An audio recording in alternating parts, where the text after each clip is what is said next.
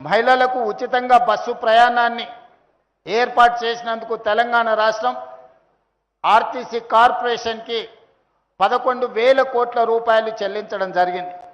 అంటే ప్రభుత్వం మీ తరఫున మీ భారాన్ని ప్రభుత్వం 11,000 కోట్ల రూపాయలు 30 నెలల్లో చెల్లించింది అని అంటే ఎంత మీ పట్ల ఈ ప్రభుత్వం ప్రత్యేక శ్రద్ధ కనబరుస్తుందో దీన్ని బట్టి మీరు అర్థం చేసుకోవాలి.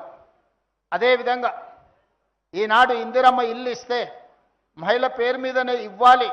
దాదాపుగా 6.5 లక్షలు 7 లక్షల ఇండ్లు ఈరోజు తెలంగాణ రాష్ట్రంలో ఇల్లు నిర్మించుకుంటున్నారంటే ప్రతి ఇల్లు మహిళ పేరు మీదనే ఈనాడు మనం కేటాయించడం జరిగింది. ఇల్లే కాదు, ఇంట్లో 200 యూనిట్లు ఉచిత కరెంటు. అదేవిధంగా గతంలో రేషన్ కార్డు రావాలంటే గగనం ఉండే. ఈరోజు అడిగిన ప్రతి వారికి, అర్హత ఉన్న ప్రతి వారికి రేషన్ కార్డు ఇవ్వడమే కాకుండా 3,28,00,000 తెలంగాణ బిడ్డలకు సన్న బియ్యం 6 కిలోల చొప్పున ఈరోజు రాష్ట్ర ప్రభుత్వం అందిస్తుంది. మా అక్కలు ఇక్కడ ఉన్నారు, అందరు సన్న బియ్యం తెచ్చుకుంటున్నారు కదా. అదే సన్న బియ్యం వండుకుంటున్నాం కదా మనం, అదే మన సంటి పిల్లలకు తినిపిస్తున్నాం కదా. మరి ఒకప్పుడు దొడ్డు బియ్యం వస్తే బర్లకు దానా పెట్టే పరిస్థితి ఉండే గ్రామాలలో. మరి ఇక్కడైతే నాకు తెలియదు హైదరాబాద్లో, కానీ గ్రామాలలో ఆ పరిస్థితి ఉండే. అందుకే ఈరోజు రేషన్ కార్డు కావచ్చు, సన్న బియ్యం కావచ్చు, ఇందిరమ్మ ఇల్లు కావచ్చు, తొందరలోనే హైదరాబాద్ నగరంలో కూడా 1,00,000 ఇందిరమ్మ ఇల్లు కట్టి పేదలకు అందించే కార్యక్రమాన్ని ఈనాడు చేపట్టబోతున్నాం. ఇప్పటి వరకు 4.5 లక్షల ఇండ్లు గ్రామీణ ప్రాంతాలలో కట్టినాం.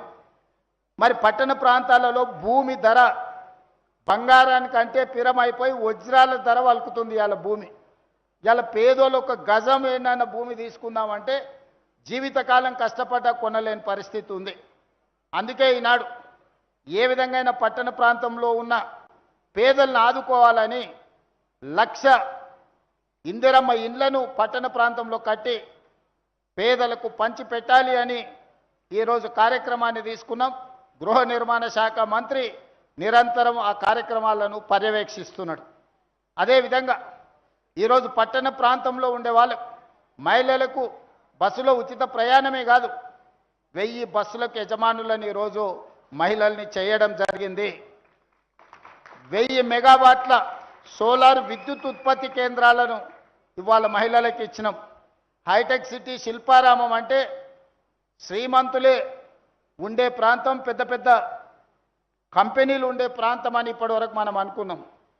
కానీ శిల్పారామం పక్కన హైటెక్ సిటీ అంచున 3.5 ఎకరాలు 1000 కోట్ల ప్రాపర్టీ ఈరోజు ఇందిరా మహిళా శక్తి కేంద్రాలుగా మార్చి 150 షాప్స్ రాష్ట్రం నలుమూలల వాళ్ళు తయారు చేసిన వస్తువులను అక్కడ అమ్ముకోవడానికి ఈరోజు ఇందిరా మహిళా శక్తి నైట్ బజార్ని ఈరోజు మహిళలకు కేటాయించి వ్యాపారంలో కూడా మహిళల్ని రాణించే విధంగా ఈరోజు మన ప్రభుత్వం ప్రయత్నం చేస్తుంది. నా లక్ష్యం ఒక్కటే, 2034 సంవత్సరం లోపల 1 కోటి మంది ఆడబిడ్డల్ని కోటీశ్వరులను చేసే వరకు విశ్రమించేది లేదు. ఈరోజు 1 కోటి మంది ఆడబిడ్డల్ని కోటీశ్వరులను చేయడానికి అన్ని రకాల ప్రణాళికలు, వాళ్ళకు ఉద్యోగ ఉపాధి అవకాశాలే కాకుండా వ్యాపారం చేసుకోవాల్సిన అవసరమైన మెలకువలు కూడా. ఒకప్పుడు రిలయన్స్ వాళ్ళకి పెట్రోల్ బంకులు ఉండేది, అంబానీలు పెట్రోల్ బంకులు నడిపేది. ఈరోజు ఆడబిడ్డలకు పెట్రోల్ బంకుల కోసం స్థలం ఇచ్చి ఈరోజు పెట్రోల్ బంకుల యజమానులను ఆడబిడ్డల్ని చేసినాం. ఈరోజు అద్భుతంగా వాళ్ళు పెట్రోల్ బంకులు నడుపుతున్నారు. అన్ని ప్రభుత్వ కార్యాలయాలు క్యాంటీన్స్ గతంలో ప్రైవేట్ కాంట్రాక్టర్ల దగ్గర ఉండే. ఈనాడు మహిళలకే ఆ క్యాంటీన్లన్నీ ఇచ్చి క్యాంటీన్ల నడిపి ఆర్థికంగా నిలదొక్కునే ఆర్థికంగా ఆడబిడ్డలకి ఈరోజు ఆర్థిక వెసులుబాటు కల్పించినాం. ఈ విధంగా ఒక్కొక్కటిగా 30 నెలల్లో మా సీతక్క 60,000 కోట్ల రూపాయల పైగా ఆడబిడ్డలకు బ్యాంకులతోని లింకేజ్ ఇప్పించి దాదాపుగా 2,000 కోట్ల రూపాయలు సున్నా వడ్డీ కోసం బ్యాంకులకు రాష్ట్ర ప్రభుత్వం వడ్డీ చెల్లించి ఈరోజు వ్యాపారాలు మీరు చేసుకునే విధంగా ఐకేపీ కేంద్రాల నుంచి వ్యాపారం మీరు వేగంగా ముందుకు వెళ్ళేటట్టు ఈరోజు ఆడబిడ్డల కోసం అన్ని ప్రయత్నాలు చేస్తున్నాం. అందుకే ఈనాడు ఆడబిడ్డలను ఆర్థికంగా నిలబెట్టడమే కాదు, ఆడబిడ్డలకు పుట్టబోయే బిడ్డలు ఆరోగ్యవంతంగా ఉండాలి, మన పిల్లలు ఆరోగ్యవంతంగా